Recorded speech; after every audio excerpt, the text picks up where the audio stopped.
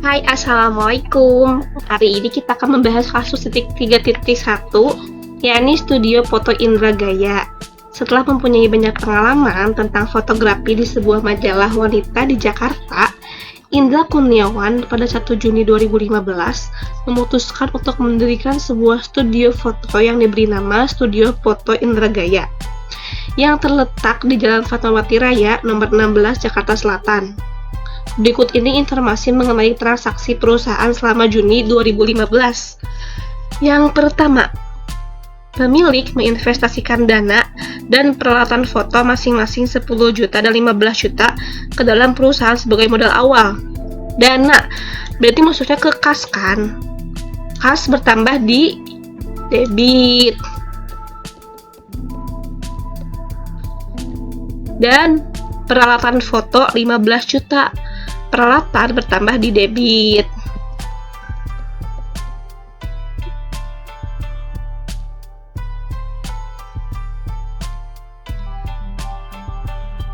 Sebagai modal awal, modal bertambah di kredit.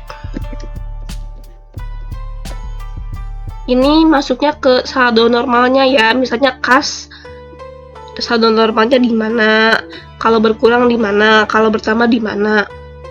Kalau ada yang belum mengerti, nanti boleh request video, insya Allah nanti saya jelaskan. Nomor 2, pemilik menyewa salah satu ruangan di ITC Fatmawati sebesar 2 juta secara tunai, berarti kas berkurang di kredit. Beban sewa bertambah di debit. Nomor 3, perusahaan memasang iklan untuk memasarkan usahanya di harian pagi sebesar 500.000 secara tunai, berarti kas berkurang di kredit. Beban iklan 500.000 di debit, beban iklan bertambah di debit. Selanjutnya nomor 4,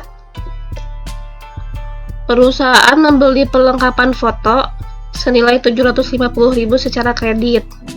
Perlengkapan foto bertambah di debit. Utang bertambah di kredit. Selanjutnya nomor 5, perusahaan memperoleh pendapatan atas jasa foto yang telah diselesaikan kepada pelanggan sebesar 3,5 juta secara tunai. Kas bertambah di debit. Pendapatan bertambah di kredit. Selanjutnya nomor 6, perusahaan membayar beban listrik, air, telepon untuk operasional sebesar 600.000. Kas berkurang di kredit. Beban bertambah di debit. Beban listrik, air, dan telepon. Selanjutnya nomor 7, perusahaan meminjam dana ke bank untuk meningkatkan usahanya sebesar 10 juta. Kas bertambah di debit. Utang bertambah di kredit. Utang bank. Selanjutnya nomor 8, perusahaan membayar gaji karyawan sebesar 700.000 secara tunai. Kas berkurang di kredit. Beban gaji bertambah di debit. Beban gaji. Selanjutnya nomor 9, perusahaan telah melaksanakan kontrak kerja mengenai pemotretan acara wisuda sebesar 10.500.000, tapi uangnya belum diterima, berarti dia masuk ke piutang usaha. Piutang usaha bertambah di debit. Pendapatan bertambah di kredit. Selanjutnya nomor 10, pemilik telah mengambil kas perusahaan untuk kepentingan pribadi sebesar 1 juta. Mengambil berarti mengurangi kas ya. Masuk ke private.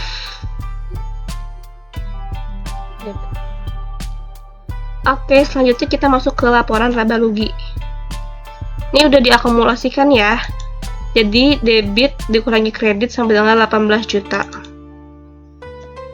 Jadi saldo kas itu sebesar 18.700.000, saldo piutang usaha sebesar 10 juta, perlengkapan 750, peralatan 15 juta, saldo utang usaha 750, saldo utang bank 10 juta, ekuitas Indra 25 juta, pendapatan jasa 14 juta, beban iklan 500.000, beban sewa 2 juta, beban listrik, air, dan telepon 600.000, beban gaji 700.000, Live Indra 1 juta. Selanjutnya, kita masuk ke laporan laba rugi. Pendapatannya, kita tinggal masukin saldo pendapatan 14 juta. Kita masukin bebannya, beban iklan 500.000, beban sewa 2 juta, beban air dan telepon 600.000, beban gaji 700.000. Nah, jadi pendapatan dikurangi total beban sampai dengan 10.200.000. Jadi si studio foto Indra Gaya ini memiliki laba sebesar 10.200.000. Selanjutnya kita masuk ke laporan perubahan ekuitas. Ekuitas awal si Pak Indra itu, kita lihat di sini saldo awalnya 25 juta. Ditambah laba dan dikurangi prive.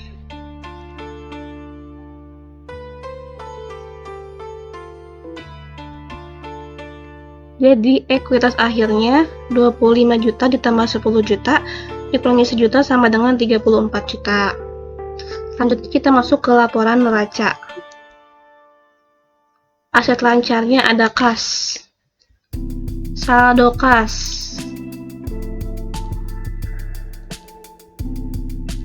saldo piutang usaha, saldo perlengkapan kantor,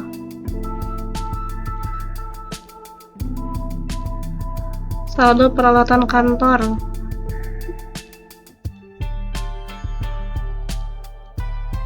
masuk ke kewajiban, utang usaha 750,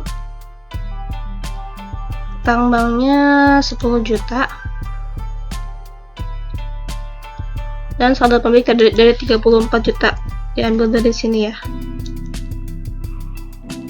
Oke, sudah balance antara aset sama dengan kewajiban dan ekuitas. Jadi hasilnya 44.950.000.